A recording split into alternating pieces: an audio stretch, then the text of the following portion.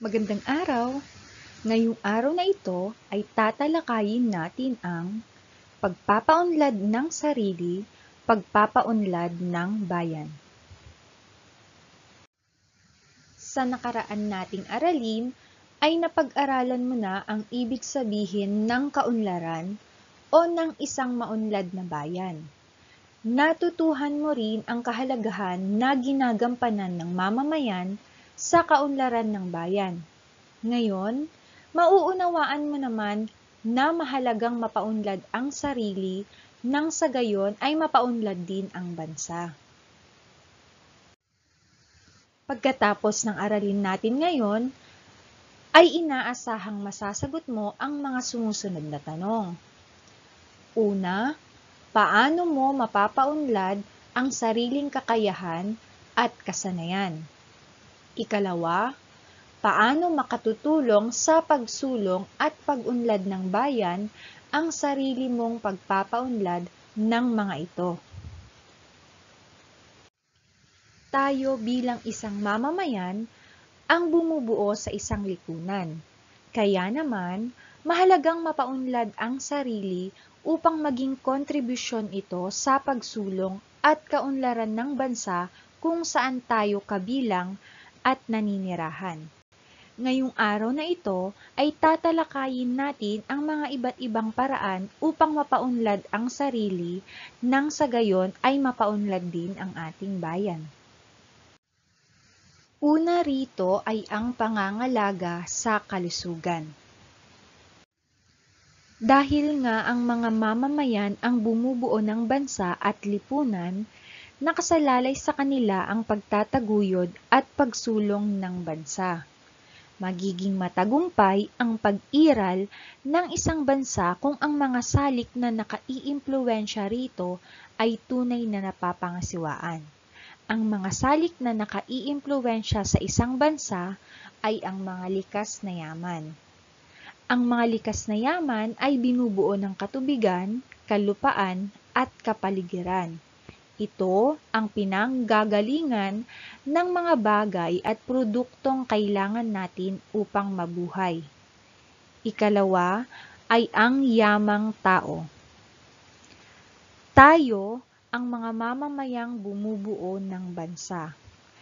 Tayo ang nangangasiwa at gumagawa ng pag-unlad ng bansa dahil tayo ay may lakas, talino at kakayahan para gawin ang mga ito.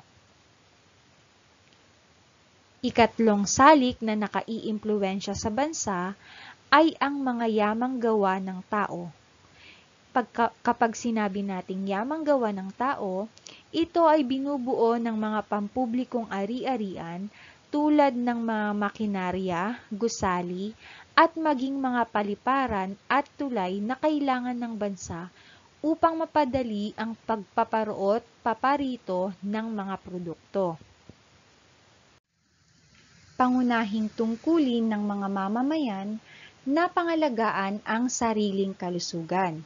Paano ba natin pinapangalagaan ang ating sariling kalusugan? Tignan ang nasa larawan. Kinakailangan nating mag-ehersisyo sa araw-araw. Kinakailangan din nating kumain ng mga masusustansyang pagkain. Ang malusog na pag-iisip at pangangatawan ay nakapagdudulot ng mabuting pamumuhay, pakikitungo sa kapwa, at pamamahala na kailangan para sa pag-unlad. Isa pang halimbawa ng pagpapaunlad sa sarili ay ang pagkakaroon ng tamang saloobin sa paggawa. Magkaroon din ng tamang saloobin sa paggawa. Gamitin ang kakayahan ng kusang loob at huwag ipagkait para sa kapakanan ng nakararami. Pagbutihin ang mga gawain na ibinigay sa iyo. Matutong makisama sa paggawa at pumasok sa trabaho ng tama sa oras. Higit pa rito, kailangan ding ipahayag ng buong sigla ang papuri para sa kapwa.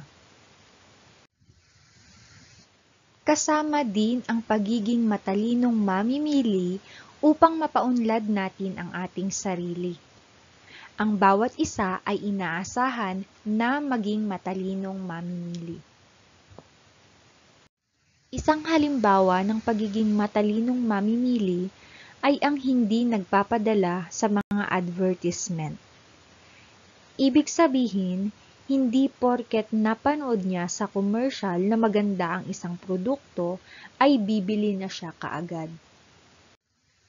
Ikalawa, nagpaplano siya ng mga bibilhin nang sa gayon ay makapagtipid sa oras.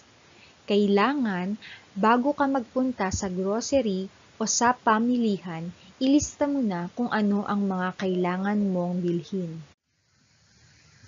Inuuna niya yaong mga kailangan bago ang luho. Mapanuri sa kalidad at kondisyon ng isang produkto at hindi basta-basta bumibili. Tinitignan niyang mabuti kung ano ang pwede niyang makuha sa mga produkto na kanyang ibinibili.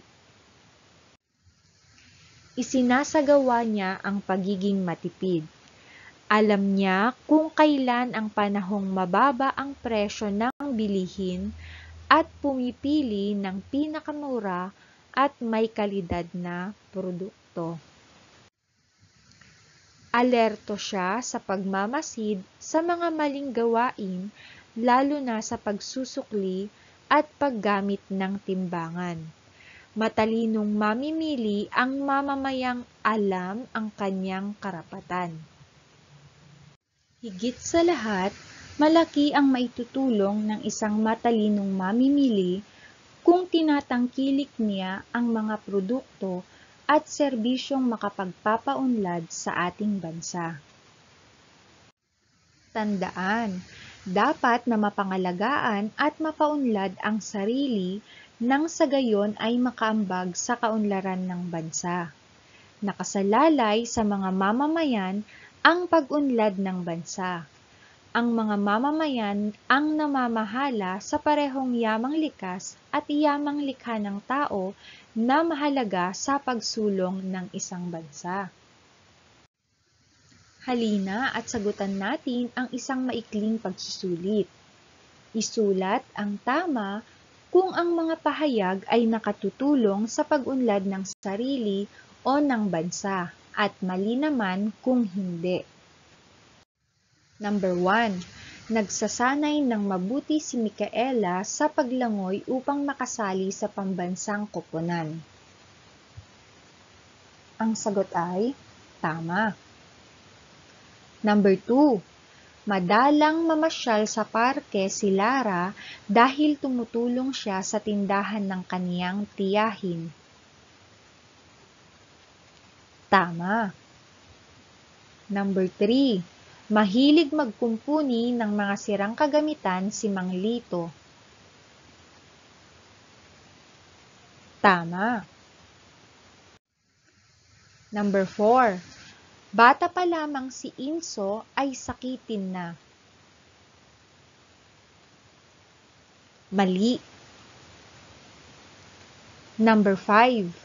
Mahilig makipagkwentuhan si Aling Celia. Pati paghahanda ng pananghalian ay nalilimutan niya. Ang sagot ay mali. Number 6. Kahit kailan, hindi binisita ni Jing ang silid-aklatan sa kanilang paaralan. Ang sagot ay mali. Number 7. Maagang pumapasok si Christina sa opisina. Tama. Number 8.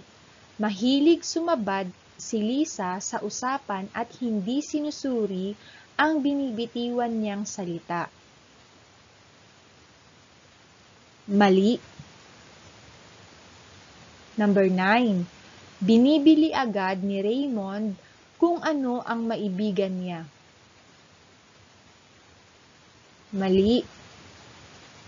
Number 10. Mahilig si Lucia na bumili ng mga lokal na produkto? Ang tamang sagot ay tama. Binabati ko kayo mga bata. Ngayon ay alam nyo na kung paano mapapaunlad ang sariling kakayahan at kasanayan.